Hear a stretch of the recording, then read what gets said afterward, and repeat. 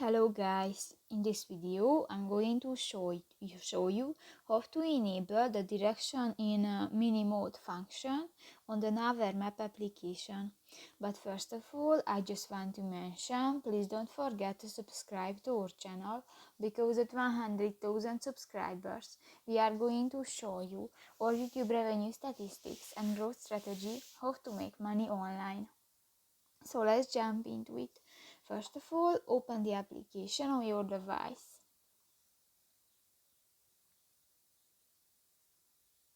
Click to the three lines at the upper left corner of the screen and go to the settings icon. In the navigation section, you can find the directions in mini mode function.